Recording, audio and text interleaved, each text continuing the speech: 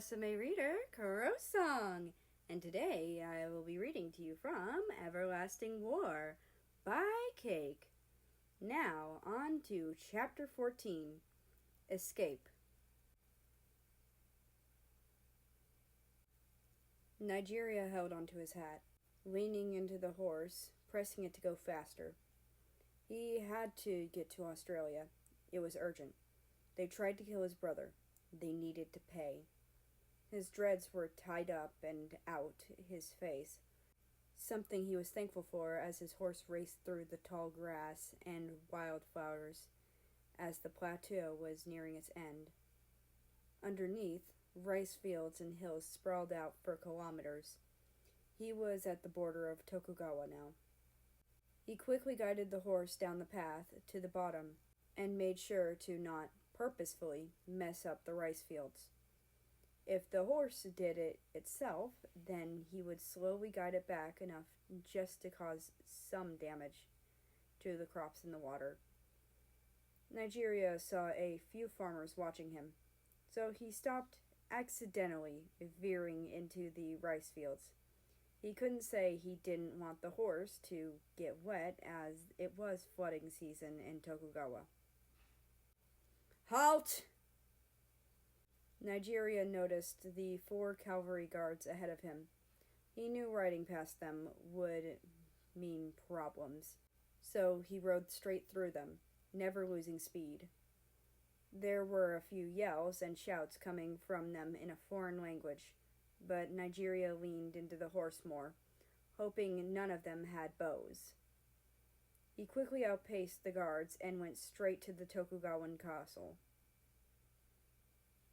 Hurry, get Ozzy back, he told himself, riding into the dense forests. Nigeria slowed down a bit, but not entirely, still wanting to get outside the castle and not have the guards catch him. Insects and birds chirped and creaked throughout the forest, but Nigeria didn't pay attention. If he had time, he would stop and listen, possibly eat something he found, but his brother might be dead. Up ahead, the forest ended. Past the trees, the castle poked out. Behind it, being in the city it sat. The castle had a back entrance only royals knew, and Australia had sent a letter about it, so he knew where it was and how to get in. Suddenly, a sharp, piercing pain was felt on his back shoulder. He looked back to see an archer had shot an arrow into his shoulder blade. Definitely piercing. He kept the arrow in, knowing if he took it out, he would bleed out.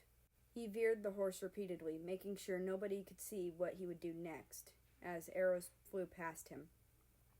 Those cavalry divisions must have alerted someone. Nigeria spotted the entrance and bolted to it, dismounting his horse as it veered off towards the forest again. He put his hat on and quickly administered first aid on himself. Kare wa koko ni iru yo. That roughly translates to, he is in here.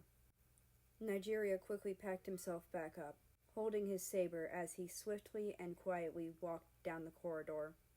There were candles on one side of the wide hall, so he stuck to the opposite side, and low to the ground, limiting his chance of being seen. He heard their voices get lower and lower as he crept off, soon being met by a staircase. He slowly walked up the staircase and was greeted by a door, which he slowly opened. It was behind a curtain which laid on the ground, so he quickly got out and shut the door, hugging the wall. He peeled from behind the curtain and realized he was in the throne room, as Japanese Empire was on the throne.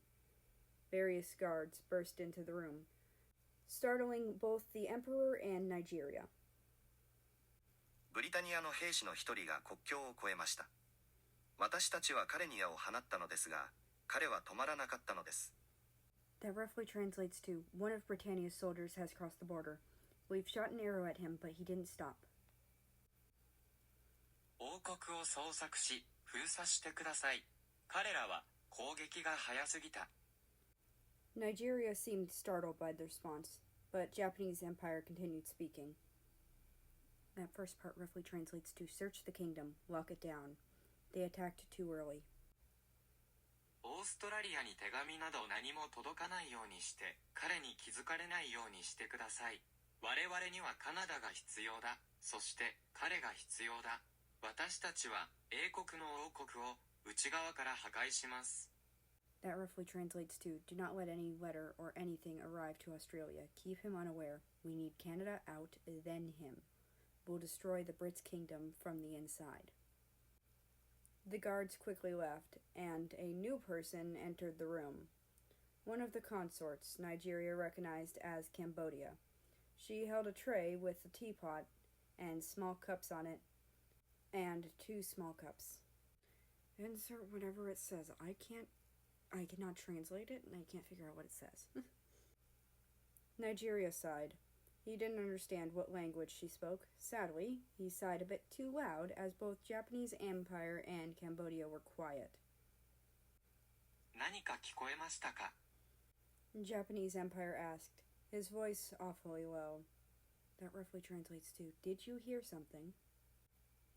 She shook her head and sat down next to him, leaning her head on him. He immediately focused on her and quietly spoke to her while drinking the tea she brought. Cambodia soon fell asleep, leading for Japanese Empire to hold her until he fell asleep too. Now was Nigeria's time to move, and he quietly left the room. Voices from down the hall were getting closer, so he went the opposite way, which was, thankfully, the right way. He reached a door and swiftly opened it, shutting it behind him as quickly. Australia was laying in a bed in the middle of the back wall, but had shot up upon the sudden entrance. Nigeria, what you doing here, mate? Quiet, they are literally trying to murder us, Nigeria whispered to his brother. Suddenly, a person stirred from under the covers and laid their head on Australia's lap, holding onto him. They were still asleep, but it did cause the two to shut up quickly. You're sleeping with someone? He's the general of the army's son, Australia admitted. The youngest of the two. Nigeria walked over to where Australia sat and realized an eye patch covered their right eye, which Nigeria assumed was Strange sleeping with. His mother was abusive, but since she's passed away, his father, however, Korean Empire, is still a dick. But to both of his children. The eldest, South Korea, managed to climb a few ranks, but due to North Korea's eye being gone, he's dependent on other people. Pissed his dad off more? You got it. Now, what are you doing here? Prince Soviet Union of Muscovy, the commander of Muscovy's troops, plotted with the Emperor of Japanese Empire to kill us. He said, we need to destroy them from the inside and kill all of their monarchs, in simple terms. Nigeria explained. Grab your stuff, quickly. I've already been shot with an arrow. We'll take him. He's probably not safe here. Got it. Help me before I wake him, Australia said whilst moving out of the bed, kissing the sleeping male's forehead before standing up. Quickly, they should still be asleep, Nigeria whispered whilst pushing the door open to the throne room. He was correct, and both Cambodia and Japanese Empire stayed asleep, allowing Nigeria, Australia, and their new friend, North Korea, to use the secret passage and leave. Nige, mate, I trust you, but how are we getting out? Theft, was all Nigeria replied, leading the way. Once they left the tunnel, Nigeria quickly made his way to the forest. His horse was still there and came to greet him, which was a huge relief to Nigeria. North Korea will use my horse. The stable's not too far down. Stay here, I'll be back. 야생마는 더 빠릅니다. 숲에는 많아요. That roughly translates to, wild horses are faster. There's many in the forest. Nigeria and Australia both looked at each other, probably hoping desperately the other could translate. North Korea recognized this and apologized immediately. 野生の馬は速いです。森にはたくさんあります。Again, it roughly translates to, wild horses are faster. There's many in the forest.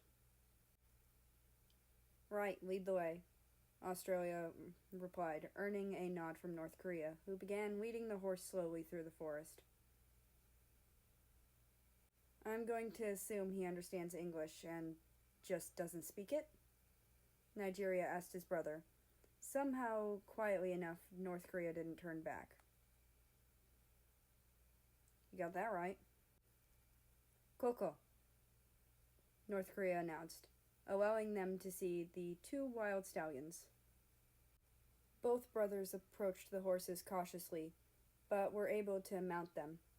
They adjusted their seating and luggage arrangement and began the trip home as quickly as possible.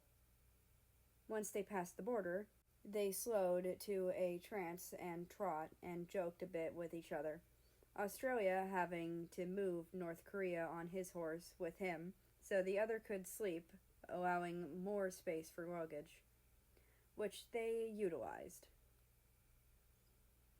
Brace yourself, Ozzy. You've got a bit of explaining. Yeah, but right now, America's the focus. Right, Nigeria agreed, looking up into this dark sky littered with clouds. Thankfully, Tsar Russia did say he'd survive. Let's pray he's right, Australia replied, resting his head on his sleeping partner. And that's the end of this chapter. Anyway, I hope you enjoyed it, and I'd like to invite you to join the Discord, which is linked down in the description below. That being said, I hope you have a nice rest of your day, night, or whatever it is for you. Just enjoy your time. And I will see you tomorrow.